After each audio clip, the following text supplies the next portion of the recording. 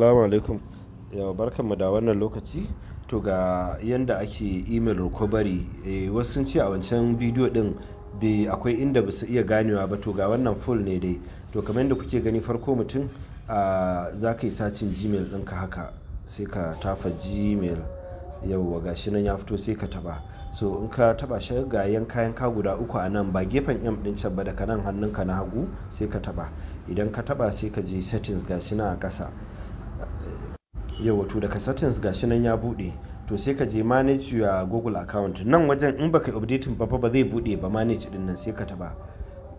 To ka taba ga home nan, ga personal info, ga data and privacy, ga security, ga people and sharing. To idan ka tashi sai ka zo nan security din nan sai ka taba.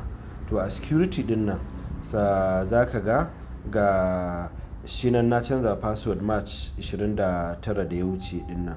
Sannan ka tabbatar ka sa lambar wayarka. Na wuce wajen lambar ne. Abu na gaba kuma ka tabbatar wajen devices din nan, ka tabbatar device ɗaya ce. In ta wuce ɗaya za ka gani anan sai ka je ka cire ta, ko browser din da baka sani ba, maybe ka je wani waje ko cafe ko wani abu ba a sauke ba, sai ka cire. Zama kun ga wannan one session on device. Yauwa na san ban da matsala anan. To idan ka zo nan sai ka taba na email recovery din nan, wajen inda recovery email din nan sai ka taba shi haka. So gashi nan sai ka sa password ɗinka haka. Yauwa to ka sa password ɗinka haka sai ka je next. Ok, na canza password. Yauwa to sai ka sa password haka. Yauwa next. Yauwa password ya hau. To nan wajen kai yanzu tunda baka da recovery haka za ka gan shi. Yauwa sai ka zo ka ce misali bari na sa wancan din